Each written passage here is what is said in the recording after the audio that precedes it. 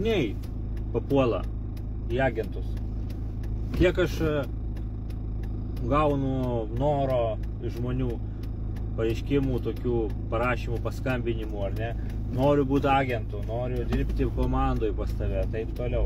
Gerai, sakau, mes ten pokalbį ten valandą kokią turim, dar kažką, paaiškinu viską, kas kaip. Ir viskas labai gerai, labai fainai, bet kai duodu pirmą užduotį, ne? Aš pirmą užduotį pradėjau duoti tada, kai nustojau imti mokestį už agento darbą, nes imdavom mes 2000 pinigų į priekį ir tada darydavom jiem mokymus. Bet dabar tiesiog duodam užduotį, kurią gali padaryti. Ir nereikia mokėti pinigų. Bet jie antiek yra tinginiai, kad jie nedaro, jie nieko nedaro. Galiu pasakyti, kokia užduotis būna. Pasikalbam, paaiškinu struktūrą, visą kitą. Ir sakau, pirma tavo užduotis yra susirasti 5 kontaktus, kalbinant žmonės. Sakau, va dabar yra pavasaris sodai, eik į sodus, pasivaikščiok per vieną gatvę, per kitą, per trečią. Ir sakau, gauk savininkų telefono numerius, kurie parduoda kažką. Naini, belia kokio žmogaus klausi, labą dieną, gal žinot, kas parduoda, kaimynų pažįstamų, gal čia soda aplinkui kažką. Ir užsirašyti telefono numerį. Jeigu negauni telefono numerio, pasako galbūt kuris namas parduodamas, sodo namas ar sodo sklypas, ir pasako pavardę kaimynai. Tai tu užsirašai ir tada galima vėliau klausti pirmininko, gal parduoda čia kad pirmininkas padėtų, ne? O tarpininkautų. Tai va taip gauti 5 telefono numerius, tokia yra užduotis. Tai yra vienos dienos darbas. Man tai yra vienos dienos darbas. Aš nuėjau, pakalbinau žmonės, ir tai dar truksiu net nepilną darbo dieną. Aš truksiu, kelias valandas truksiu. Aš tai surinksiu, ne? Tai šitie agentai, kurie nori būti agentais, ne? Agentais nori būti.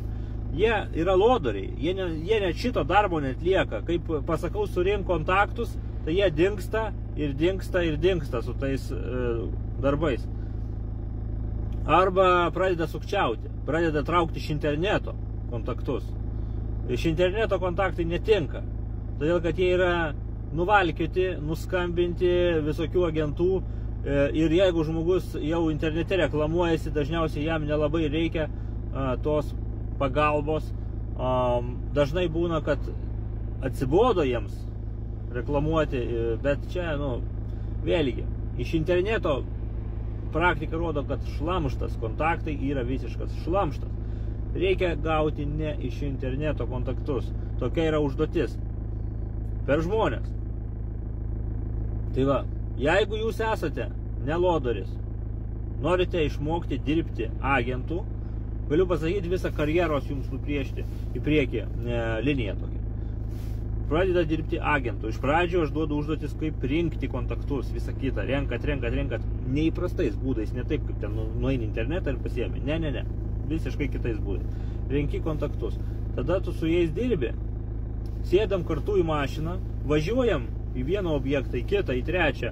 Arba kartu važiuojam, arba pats važiuoji ir tada man arba nuotraukas, arba gyvai pakalbėti su savininku, jeigu ryšys geras, tada vaizdo skambutį padaryti. Aš viską sukalbu ir tokiu būdu naujokas išmoksta, kaip reikia pasiūlyti agentūros paslaugą.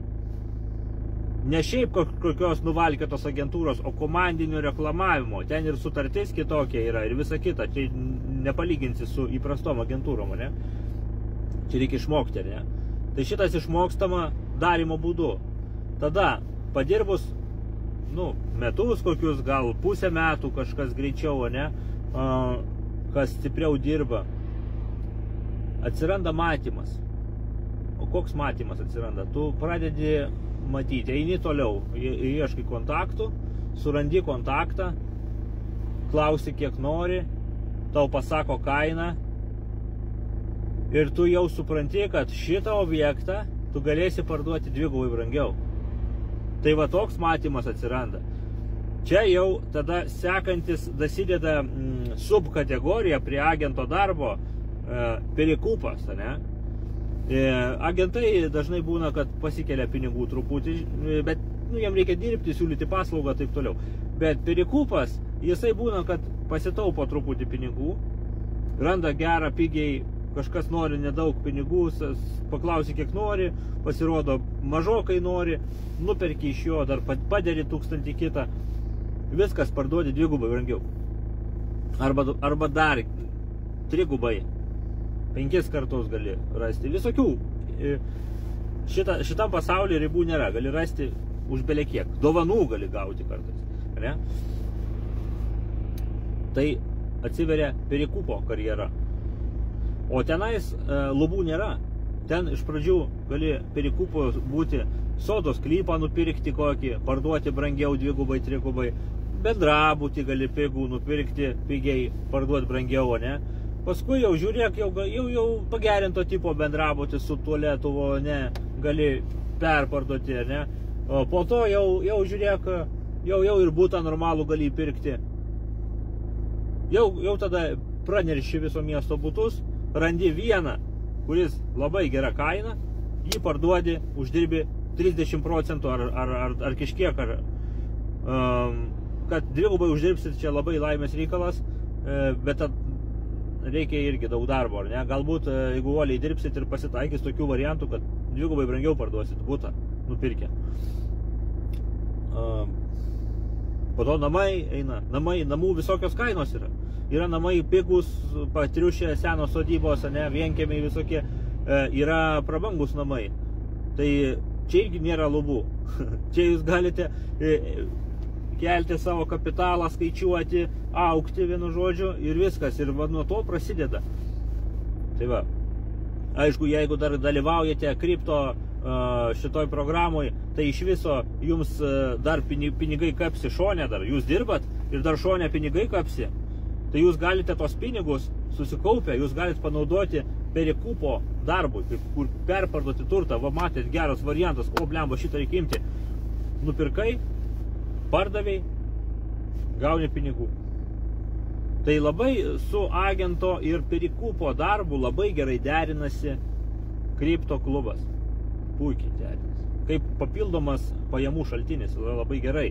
Nes būna kartais atsiranda geras variantas, o tau ten trūksta kelių tūkstančių, kad nupirkti tą objektą. Nu, labai gerai. Labai gelbėja kripto klubas.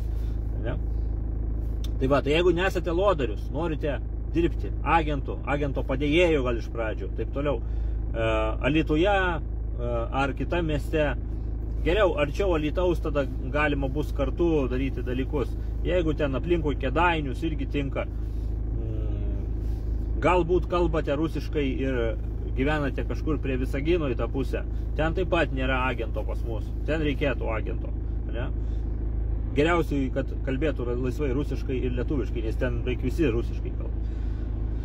Tai va, ką čia daro? Link Pajūrio reikia agento į tą pusę. Jau aš jums vardinu vietas, kur mūsų agentų nėra, kuriems toli važiuoti, nebūna, tai jūs tada taptumėt savo teritorijos šeimininkais. Ne? Bet nieko, nepergyvenkit, galite dirbti ir su kitais agentais tame pačiame mieste, vis tiek jūs neimsite tų pačių kategorijų. Agentai yra dirbantis skirtingų kategorijų lygiuose, todėl kad vieni ima tik tais, dirba nuo 3000, kai kurie neima pigių objektų, jie sako, aš tik tai dirbu, kur 3000 galima paimti komisinių arba uždarbio, arba ten 2. Vat tik tokie yra agentai. Yra kiti, kur pradedantis, nu tai jie ima viską, sodai, sklypai, šitie bendrabučiai, taip toliau. Tai gaunasi, kad kaip jūs ateinate šalia kito agento dirbti į miestą, jūs kaip tik gaunatės kolegos, nes tas žmogus gali netgi paduoti kontaktų, kuris pats nenori imti, pavyzdžiui. O jums labai gerai startuoliui, ne? Tai va, skambikit man, rašykit telegramą ir tarsimės. Čia yra gera galimybė išmokti naują specialybę. Prekyba, turtu.